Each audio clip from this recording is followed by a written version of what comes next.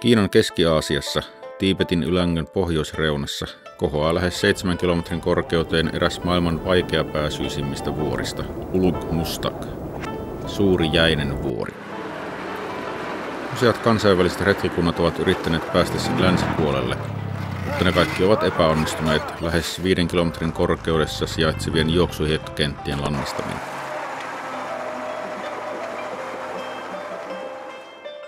Me päätimme saavuttaa vuoren ja kiivetä ensi kertaa sen koskemattomalle länsihuipulle. Niin se mahdoton.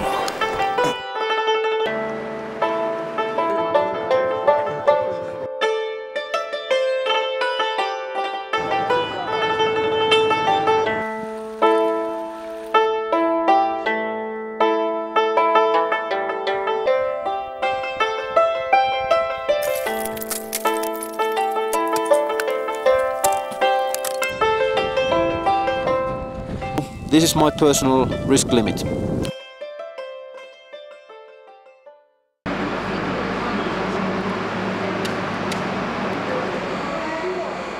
Yli vuoden kestäneiden valmistelujen jälkeen 12-henkinen suomalaisretkikunta pakkautuu syyskuun alussa 2003 Helsingissä Moskovan junaan järkyttävä määrä matkatavaroita mukanaan.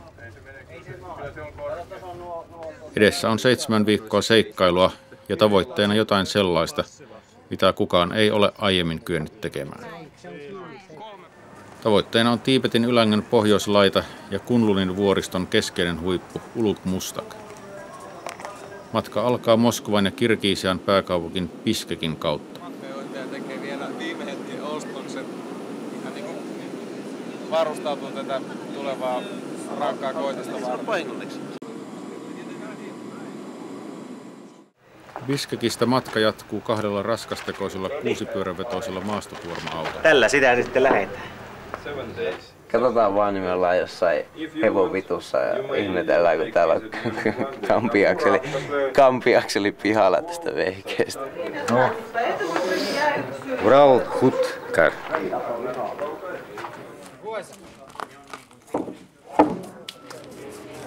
We are now in Bishkek stuck, even though we have this fine truck. The problem is with the drivers, we can't get them across the border to China. Man, no. Se on ainoa reissu, millä reissulla mä oon lihonnut.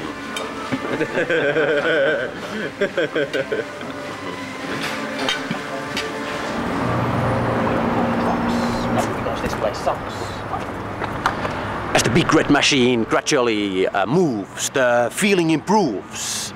We're waiting for the trucks, not because this place sucks, but because we want to go ahead. And that's what we'll do. We'll go ahead.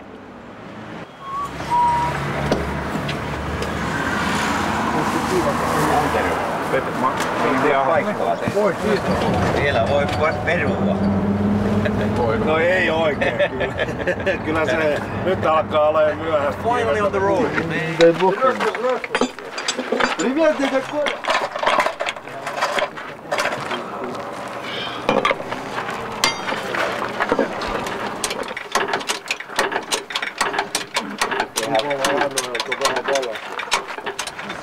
Vittu mikä. Siinä on ollut voimaa. Täysin ilman hankaluuksia ja matkanteko sujuu meiltäkään.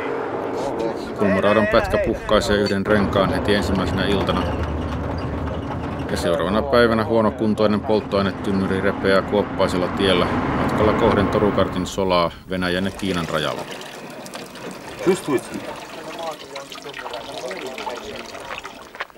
On aivan minuuteista kiinni, että ehdimme Kiinan raja-asemalla ennen iltaa. Muussa tapauksessa olisimme joutuneet odottamaan viikonlopun yli vuoristossa. Lopulta pääsemme Kaskariin, joka ei ole sellainen savitiilinen keiraskaupunki, jollaisena Mannerheim sen näki ja koki lähes 100 vuotta sitten, vaan moderni kauppakaupunki ja aluekeskus.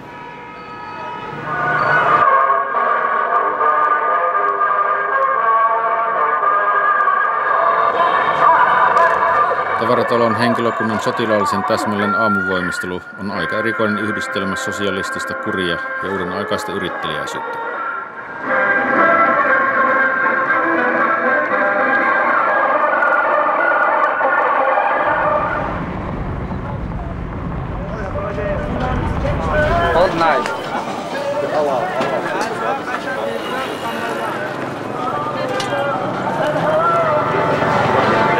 kotia saa lapsia pelotella. Jos ruoka ei maistu, niin tässä on se ensi viikon evää. Askarin legendaarisesta jättimäisen laajasta basaarista löytyy edelleenkin tuulahdus sitä vanhaa, joka teki tästä kaupungista Silkkitien kaupankäynnin solmukohdan menneinä vuosisatoina. Lisää.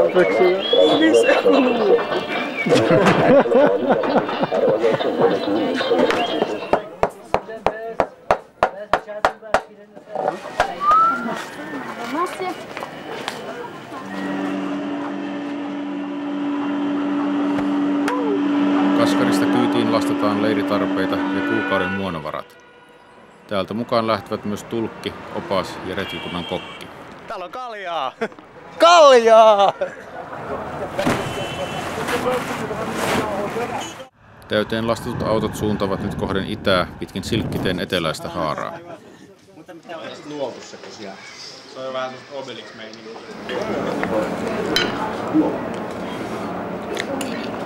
No on yllätys, näitä tämmöistä läpinäkyvät modottaa.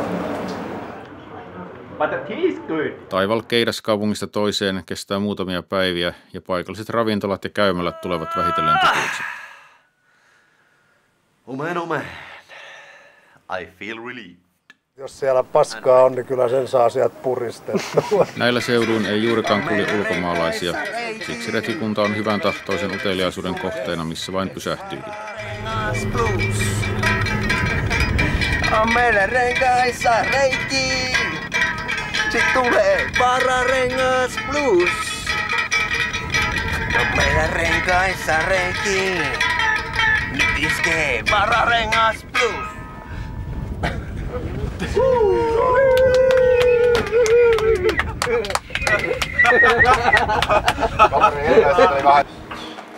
Kiemon kaupunki on viimeinen asutuskeskus ennen kuin matka kääntyy pois maantieltä. Siellä tehdään alustavat suunnitelmat reitistä. Oppaan mielestä meidän on kierrettävä lähes 600 kilometrin kaaros lounaaseen, jotta välttyisimme suurimpien jokiuomien ylityksiltä. Meistä ajatus tuntuu oudolta, mutta tyydymme päätökseen. Suuntaammehan seudulle, jossa ei koskaan aikaisemmin ole edes käyty. Ainoa retkikunta, joka on nähnyt vuoren sen länsipuolelta, käytti kulkuneuvoja ja kameleita.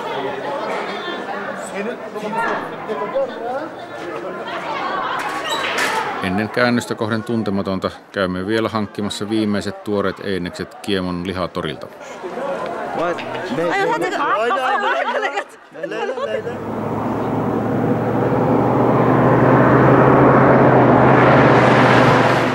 Uluk Mustakille ollaan tässä menossa ja Taklamanin autiomaan reunassa ollaan. Vähän autot reistailee, mutta reissu on olosuhteisiin näin mennyt ihan mukavasti.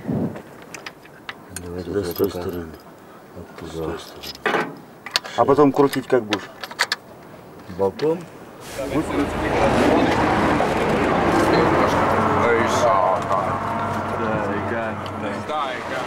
Alttun Shanin vuoriston ylittävä tientapainen on paikoitellen niin kapea ja jyrkkämutkainen, että kuorma-autot eivät tahdo mahtua niissä kääntymään.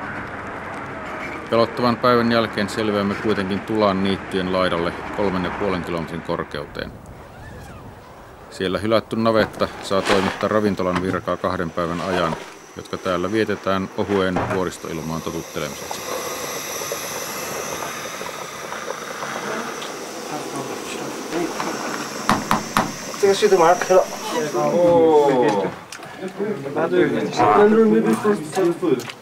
I didn't know that there is a restaurant. No way. Yes.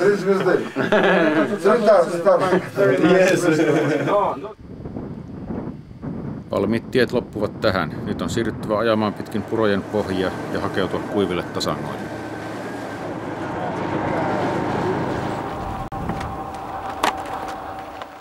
Mutta mikä se oli se, että täällä oli jotakin riskejä, että täällä ei oikein päässyt kulkemaan?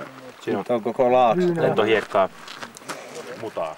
Olemme pinta-alaltaan lähes Suomen kokoisella Sangtangin suojelualueella. Onnistumme matkalla näkemään useita kertoja villiaaseja, eli kiangeja, ja erittäin harvinaisia Tiibetin antilooppeja, shiruja.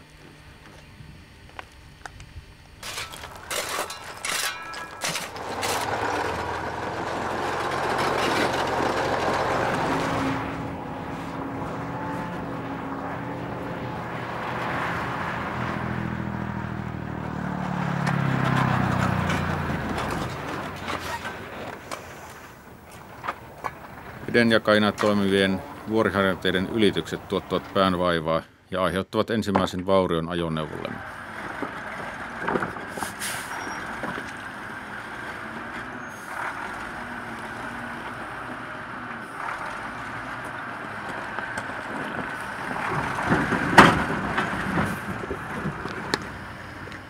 Törmältä laskeuduttaessa polttoainetankin kiinnike repeytyy ja hätäkorjauksesta huolimatta takatankki putoaa vauhdissa auton alta. Osa polttoaineesta valuu hukkaan ja tankki on hylättävä. Oh, fuck it. Tärähdyksessä pari retkeläistä iskee päänsä auton kattoon.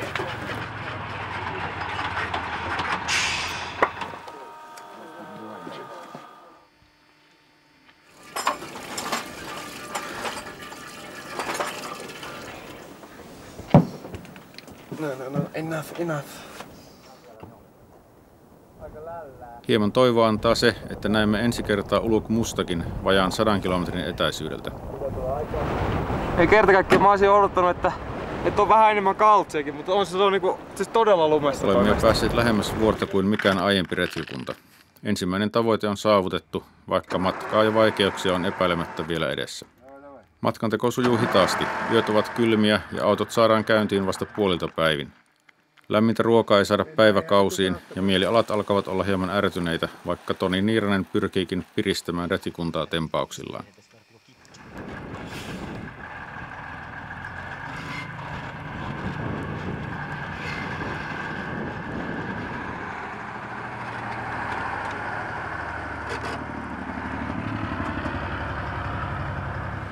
Ei tota hinakkoa millään puolella.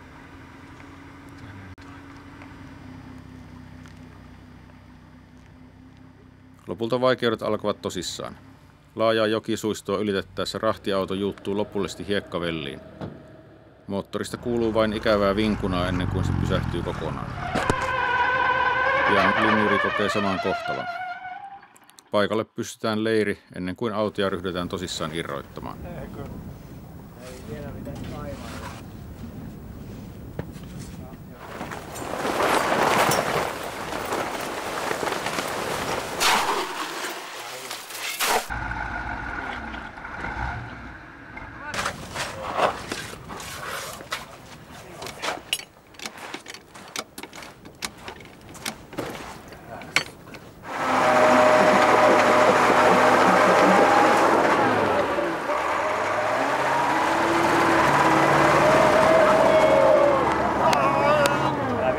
Parin tunnin aherruksen jälkeen linjuri saadaan irti, mutta etupyörän ohjausvarsi on murtunut.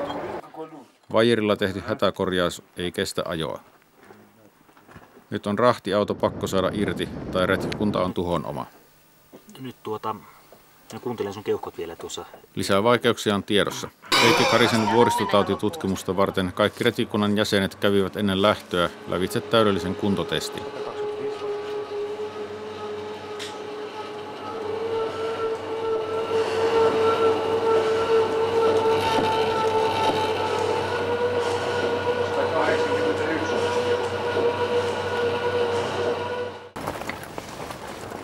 Hyväkään kunto ei suojaa vuoristotaudilta, ja nyt 4700 metrin korkeudessa Istvan Galfi on saanut pahan keuhkoödeeman. Hänen keuhkonsa ovat täyttymässä kudosnesteillä, ja vain lisähapen antaminen on avuksi. Istvan on pakko saada alas tasangolta, tai hän on hengenvaarassa. Tuon pienen ponnistelun, mitä sä tässä jo vähän joudut ponnistelemaan, niin sen seurauksena laski siihen 55 tuossa. Eli pienikin ponnistus näyttää laskevan sen aika matalaksi. Nyt se nopeasti nousee, kun sä saat tuota happea.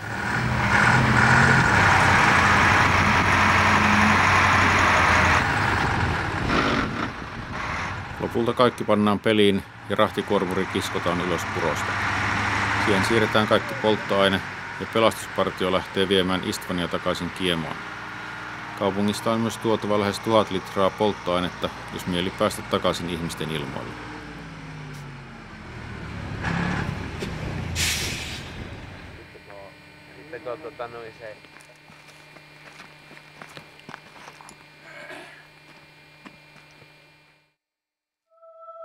9 retkikunnan jäsentä jää tänne hiekka-aavikolle satojen kilometrien päähän lähimmistä ihmisistä.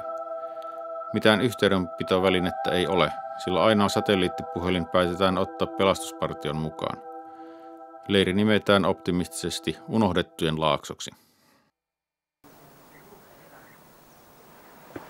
Partion matka ei suju kommelluksitta. Aamuyöllä kuski nukahtaa ja auto suistuu kiveen ja etuakseli katkeaa. Vaijerilla kokoon harsittuna se kuitenkin kestää vatsaa kouristavan matkan vuorten yli.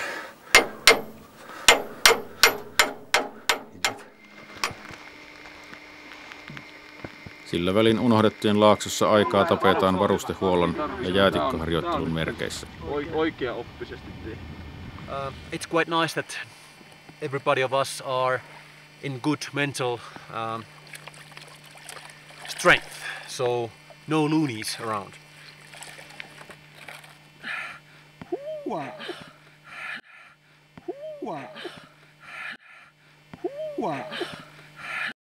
I just love it!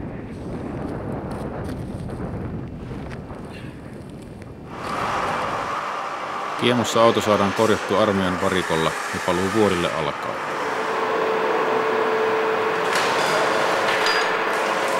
Vähän viisastuneempi, ettei mä usko, että ne olisi ajanut ojaa. Andrei taas sanoi. 6 päivän kuluttua taivaanrannassa näkyy pölypilvi. Rahtiauto palaa, mukanaan runsaasti polttoainetta ja korjatut ohjauslaitteen osat. Kaikki on tallessa. Matkaa päästään sittenkin jatkamaan ja retkikuntamme on toistaiseksi pelastunut. Kullankaivajien leiri. Kertomista riittää puolin ja toisin.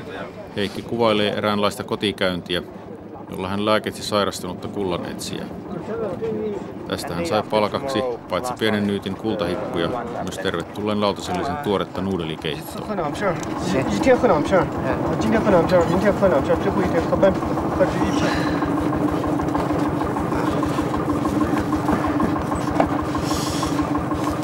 Thank you. 不多，就这么点。哎，这有一片。这大点之后，按他们制的就放。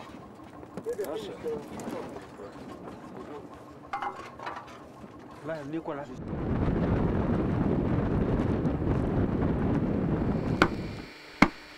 Matka jatkuu, kiinni juuttumiset ja jäätymiset alkavat jo olla rutiinia.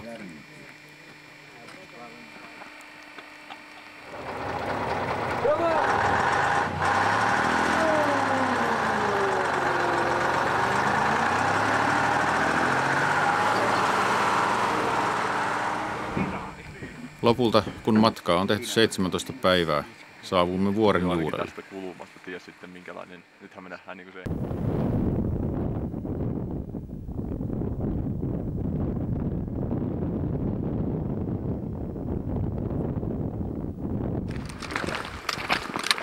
Pystytämme perusleirin 5100 metrin korkeuteen ja alamme kantaa varusteita vuorelle. Matka on vielä noin 12 kilometriä, eikä tässä maastossa autoista ole enää apua.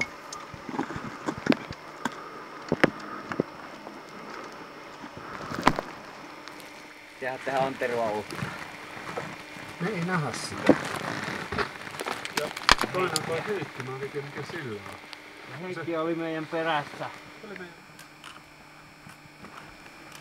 Ilma alkaa olla ohutta ja kantaminen rasittavaa. Istvan on jäänyt alas kiemoon. Nyt retkikunnan johtaja Antero Vartiainen katsoo parhaaksi jäädä perusleiriin, eikä tule enää pidemmälle.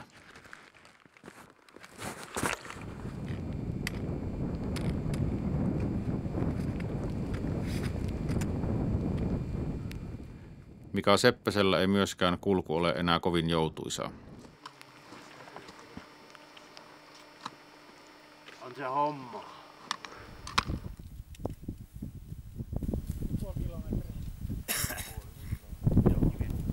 Sen jälkeen alkaa laskeutuminen ja siinä on pidetään 5400 jotain. Nyt on 5440, mutta tästä nyt lasketaan. 2 päivän raadanan jälkeen saamme perustettua huoltoleirin 5400 metrin korkeuteen. Tästä on vuorelle matkaa vielä noin 6 kilometriä ja 1,5 kilometriä kiivettävää. 3 hengen tiedustelupartio lähtee etsimään reittiä yli jäätikön.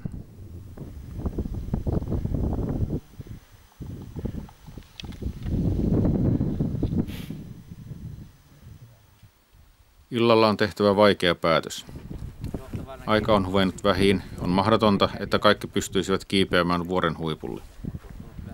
Kiipeilyjohtaja Mikko Valanen päättää, että kaikki kantavat varusteita ykkösleiriin vuoren juurelle, mutta vain 6 kiipeilijää jatkaa siitä eteenpäin. 4 on pudotettava tässä vaiheessa pois. Näitä jotakin matalempia mäkiä. Pysty sanomaan, että on helppo juttu mulle. Johanna Alitalo jää vapaaehtoisesti alas. Samoin tekevät retkikunnan vanhimmat, mutta ylhäällä kovakuntoisimmat Heikki Karinen ja Petri Kaipiainen. Mika Seppänen on käyttänyt astmalääkkeitä, mutta vuoristo-olosuhteissa ne ovatkin huonontaneet hänen kuntoaan. Ja näin Mikan, retkikunnan parhaan jääkiipeilijän, on jäätävä alas. Katso, että miten tämä peli menee.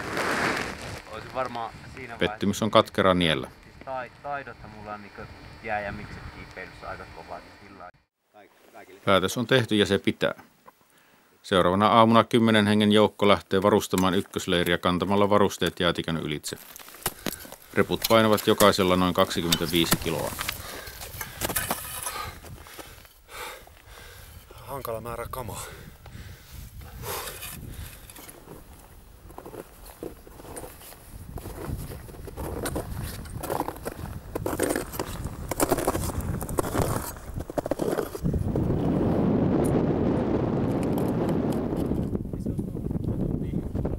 Ykkösleirin paikka löytyy 5800 metrin korkeudesta, kilometri Alppien huippuja ylempänä.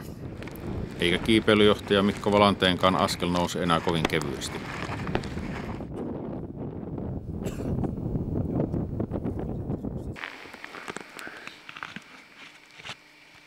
Parin päivän ajan huippuryhmä keräilee voimia ja siirtää tavaroita kohden huippuharjanteen juurelle yli 6 kilometrin korkeuteen perustettavaa kakkosleiriä. Kebab bar. Yes. 5,600 meters. Probably the What a slice.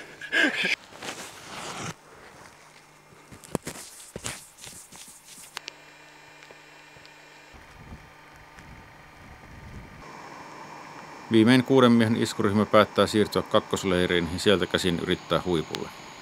Mikko ja Toni jäävät aamulla aterioimaan, kun Kimmo Puoskari, Antti Mäenpää, Marko Aho ja Jari Ahtola lähtevät liikkeelle kauniissa säässä.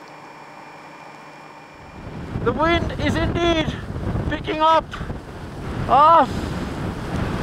I still think I'm going up. Even our climbing leader seems to be trying to get people down. Pian keli muuttuu ja Mikko yrittää tuloksetta saada ylös ehättäneitä kääntymään takaisin, sillä hänen kokemuksensa mukaan olosuhteet ovat kääntymässä vaarallisiksi. Maybe it's indeed a good idea for me to turn down. So, I'm at the moment at the altitude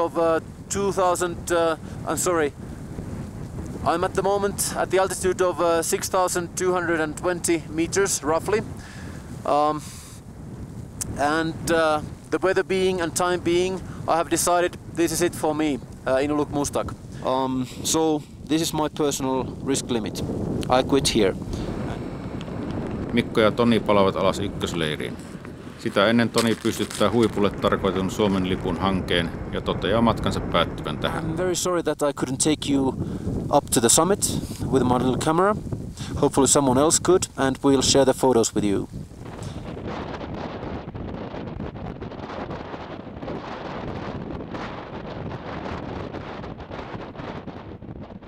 Seuraava aamu koittaa ylhäällä vuorella kauniina mutta tuulisena.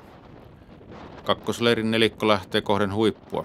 Iltapäivällä pilvet peittävät vuoren, mutta huippu saavutetaan noin kello 16 aikoihin.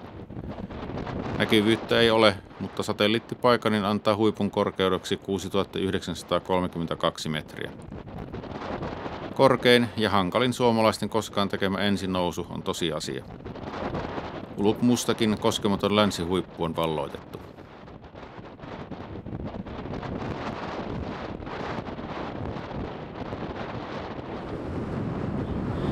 Greetings from Uluk Mustak too.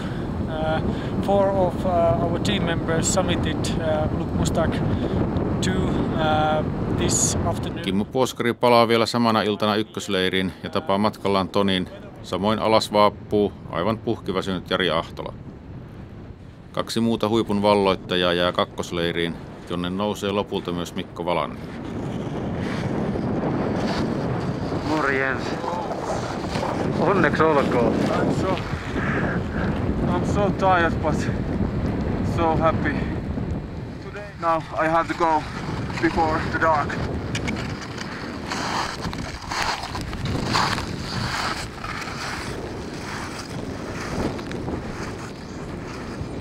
Hän 300 metriä oli liikaa, mutta täytyy kääntyä siitä heti, kun mä nousin siihen harjanteille. Sen jyrkän kohan, niin kyllä mä siinä jo aavistelin, mutta sitten se välillä vähän tyyntyi, mutta sitten tuli niitä saatananmoisia puuskia. Seuraavana päivänä Mikko yrittää yksin huipulle, mutta joutuu myrskytuulen vuoksi palaamaan huippuharjanteelta takaisin.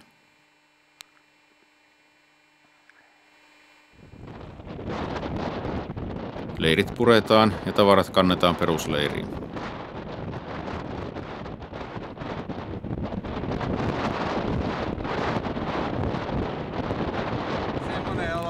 Matka, joka välillä tuntui toivottomalta ja vaaralliselta, päättyy kuitenkin onnellisesti.